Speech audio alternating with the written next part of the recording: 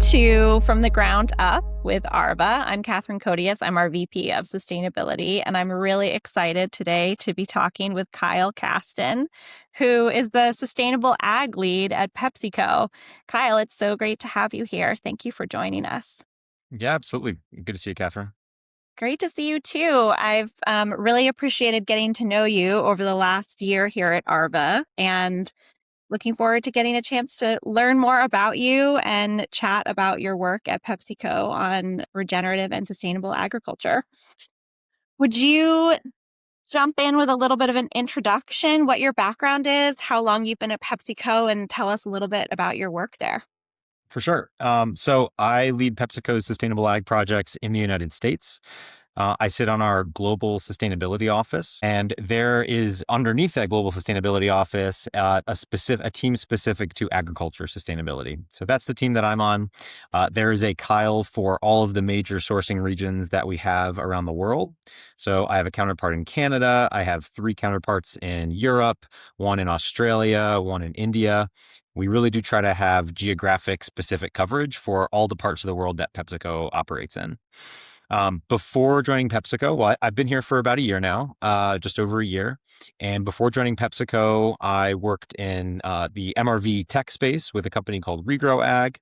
And before that, I was a pollinator ecologist. So I spent a lot of my time surveying grasslands and thinking about how we could restore and protect grasslands better into the future. I also hold I hold a BS in biology and an MS in sustainability and an MBA. So I come here with some experience, mostly in conservation and environmental work, but I did get an MBA because I figured it might be helpful talking to some, business partners at some point.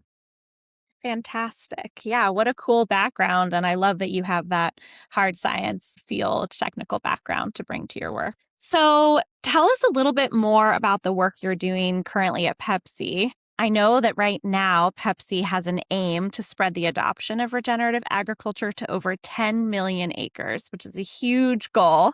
And the intention is to do this by 2030. So what are the key levers you're pulling right now to accelerate sustainable ag at Pepsi? Yeah. Well, a lot of our programs here, we try to start with the farmer. We think it's critical to take that lens and make sure that farmers are supported in the transition that we all believe is necessary to continue farming and operating as a business into the future. So this means like really high quality technical assistance, aligned incentives that meet farmers with where they're at, and geographic specific needs in both of those cases, both from the farmer incentive side and also from the technical assistance side. Across all the programs that we run across the globe, I have most visibility into what we do in the United States. And a lot of what we do here is to help strengthen and increase the resiliency of our supply chain. I think we have a good recognition at this company that agriculture is at the base of everything that we do, right? You can't have Lay's potato chips without potatoes, and you can't have potatoes without potato farmers. And so without that connection to the farmers in our value chain, without that connection to the land that, we grow those potatoes in or that corn in, we know that would struggle as a business. So it's important for us to have that connection and make sure that farmers are supported as much as possible right now and also for the next 50 years. And when you think about resilience, what are the critical or the key components that really define that term for your work? It changes from region to region, crop to crop, and farmer to farmer. I think some of the big themes that we focus on are one, there's, soil health, there's water, and there's greenhouse gases. But then also there is the livelihoods lens. And we want to make sure, like I said, we put farmers at the center of what we do. And that means that we want farmers to be profitable for now and into the future. We want farmers to feel supported now and into the future. And so resiliency is not just some abstract ecological or financial concept, but really like how do we keep the people that live in these lands and in these areas supported now and also into the future. And that's a good indicator of resiliency as well. Yeah, and some of those pieces are harder to measure than others. Soil health is a good example, right? Because whether we're looking at the development of soil organic carbon or bulk density over time, sometimes we need soil samples in order to really make sure that impact is growing and that we're having the results that we want. So any insights there into effective measurement and what you see as really supporting the case that soil health is growing or across any of those other metrics? We use a lot of different tools across all the places that we operate. Again, it really goes back to like there's not one single measure of resiliency. We have different approaches in different regions, and we use different tools for different crops in different regions. And so we've tried to take a portfolio approach across all the programs that we work on. And by and large, I think that has put us in a position to learn about lots of ways to measure these things, and then also go deeper in places where we find like, oh, this is a metric like soil health in Illinois is going to be really important for us, and we can go deeper in specific geographies. So hard to say that there's a specific like one metric or one measurement system that fits everything, because it really is about having a portfolio approach that meets the needs of the people, the locations, and the crops that are endemic to that spot. Yeah, absolutely. And that regional specificity is important for having valuable insights. And so, what challenges do you face in implementing sustainable ag and regenerative ag, especially given the complexity and the depth and breadth of your supply chain? Yeah. Well, I think number one is starting with, like you said, the complexity of it makes it that we have to like center ourselves around something. And so I kind of go back to my previous response. We center ourselves on the farmers, and then we think, what are the complex problems that help to meet the needs of those farmers in the places where we operate? What we have settled on is that high quality implementers are kind of the best way for us to to have a bridge between PepsiCo and the growers in the regions that we operate in. Our implementation partners are really like the boots on the ground people for a lot of the work that we do, and we want to make sure that we have the right implementers for the right place and the right crops. You've heard me repeat this like crop geography like location thing quite a number of times here, because I really do think like that regional specificity is part of the complexity, and we've solved for it by having these implementers who are really experts in the regions that they operate. Arva is a great example that we work with in rice in particular. So in the Southeast United States, along the Mississippi Delta, Arva has really come to the fore as like one of the best implementers for the region, where you guys have really great regional specific knowledge. You have roots in the region from your founder on down. And that's exactly the type of like storytelling that we have found to be very successful when we're talking about making massive behavioral changes, right? One of the lines that I come back to often is farmers get like 40 harvests in their lifetime. That's Mm. not a lot of room to make errors or to try something new if you don't feel like fully confident in the change that you're making. And so that's why we find that having these implementers is really like the most important thing that we can do to help address some of that complexity and mitigate the risks associated with some of these changes. So just a recognition that change is hard, and we want to be there to hold hands through that change. And change doesn't happen without good partners, and that's kind of what we focus on. I mean, we feel, first of all, I appreciate the shout out to Arva, but we feel that all the time. We see partnerships as the greatest unlock to creating impact regionally. And certainly to thinking about how to bring about change at scale, like real transformation across supply sheds. It's impossible without strong partners who have the regional knowledge, who are on the ground doing the work, who can really access those grower relationships to facilitate meaningful change in a way that will be salient and that will be workable and profitable, manageable to implement. Yeah. Yeah. One thing I'd say too about, some of the challenges that we face is, again, going back to that regional specificity, we might learn something in one region, like in Europe, that doesn't quite apply to the farmers that we work with in the United States. And so we do try to, as a, global sustainable ag team, get together on a regular basis and share insights. And you never exactly know when a lesson from somewhere else is going to be applicable to you. And so there is a lot of experimentation there. And that's where, again, going back to like having those partnerships makes all the difference, because our partners understand we're trying new things. This may not be the future of what we do, but like, let's try this right now, see what we learn, and we can either build it or scrap it, depending on the results, right? So going back to my science background, that's something I learned. Experimentation, not a bad thing.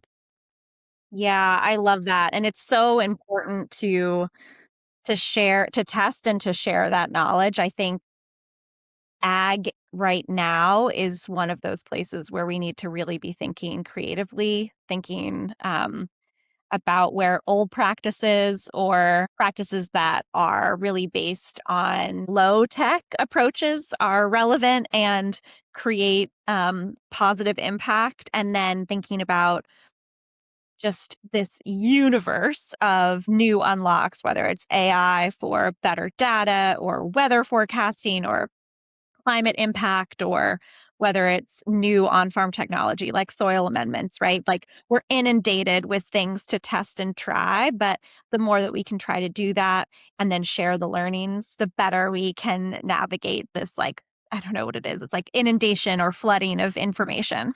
So, in this landscape of regenerative practices and projects that you guys are currently engaged in at PepsiCo, or maybe even outside of PepsiCo, when you look at this landscape, what what's most exciting to you? What stands out as an example of a success story or an emerging approach that is really making you feel hopeful about regenerative and sustainable ag? Yeah, I want to talk about like two emerging approaches. I think we have an example of one in our work, and then another one where we have an eye to the future and we're trying to figure out how we can leverage this, this new thing. The first is on supply chain partnerships. I think early stages in sustainability, there were a lot of individual actors. This is me speaking as like a student of sustainability and somebody who's interested in corporate sustainability. But a lot of companies were kind of going it alone in the beginning. And I think what you're seeing now, especially in agriculture, is a recognition of shared investment in landscapes, in people, in crops. And that lends itself to some really creative ways of working together. So for example, with Arva, we've been thinking about how do we collaborate with other, buyers of rice in the same ecosystem that we operate in, or rotational crops in rice.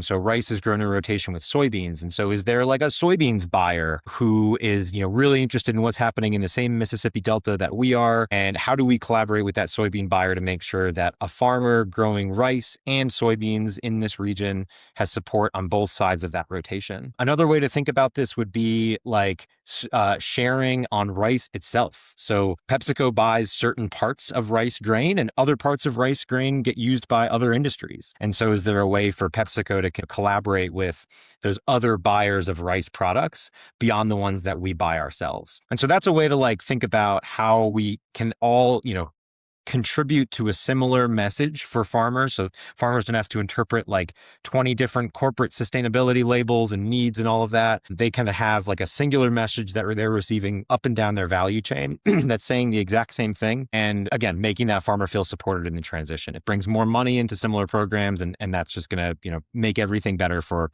all involved in the end. So that's number one, is like all the types of collaboration and scope sharing that I think we're starting to see emerge. One really good example we have of this at PepsiCo is the Trusted Advisors Partnership in North Dakota. So this is a project we're working with a number of other CPG companies. Just like I said, where we're all invested in North Dakota. We all have interests in some crop grown there, but it's like a 5-year crop rotation. So if PepsiCo wanted to do it alone, we would have to be, investing a ton into the singular landscape to maybe pull out, ingredients from one crop in that 5-year crop rotation. So instead of doing that, we've gone in with 5 other companies to help support farmers across that full 5-year rotation. And it's been a really great success story. I think anybody looking to learn more about supply chain or peer-to-peer collaboration, it's one of the best examples out there. And there have been a number of publications about that work. So please check that one out.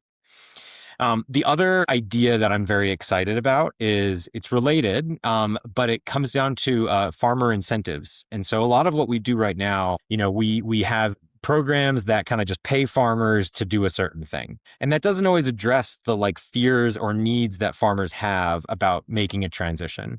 So for example, if a farmer is being asked to reduce their nitrogen, right? We know nitrogen is a big source of greenhouse gas emissions, but farmers apply nitrogen for lots of reasons, like well, number one, you have to apply it for a lot of crops. It's often over applied and used as like a faux insurance, right? It's like for a crop like corn, it's hard to over apply nitrogen. It's better to just put as much down as you may need. And so what we've been thinking about here are more ways to help de-risk farmers and for them to feel like in that moment of applying nitrogen, actually they don't need to apply as much because PepsiCo might pick up a warranty or something like that for them. So that's something we're exploring right now that I think is really exciting, is addressing what the real fear is there. And sometimes you can't just buy your way out of fear. Having that like true de-risking mechanism like a warranty is a much better way of addressing the needs that the farmer has there. Another thing that's really exciting in this realm is regen ag, sustainable ag practices. A lot of these things require new equipment. And we hear from farmers all the time that access to that equipment to do the new practice change can be a real barrier to adoption. And so we're exploring what it would look like for PepsiCo to get involved in equipment, helping farmers to access those new types of equipment. There's going to be, again, just like our current programs, there's not going to be a one size fits all for every piece of equipment for every farmer everywhere. But we want to start thinking about how addressing that like actual barrier to adoption, which is access to a piece of equipment, can help us kind of get over the hump and help accelerate the transition that I think, broadly the industry recognizes needs to happen. Those are all such great examples and make me feel really hopeful and excited too. I think some of the things I heard there, like just the importance of collaboration, but also identifying when we're putting farmers at the heart of our solutions, what are the real barriers to implementation and how can we eliminate those, create new pathways for success, for transformation, for adoption, and really incentivize the right practices on field that are regionally appropriate and that will positively impact yield and, address those fears that are so real in this very challenging and unstable year of farming and, really couple of years of farming, I think. It's just unprecedentedly difficult times, right? And so we don't want to come in with these transformational projects that are tone deaf and can't land in reality for growers in the U.S. and globally. Thank you for listening to From the Ground Up with Arva. I'm your host, Catherine Codius. Thank you to Kyle Caston for joining us today. Until next time, let's continue growing the future together from the ground up.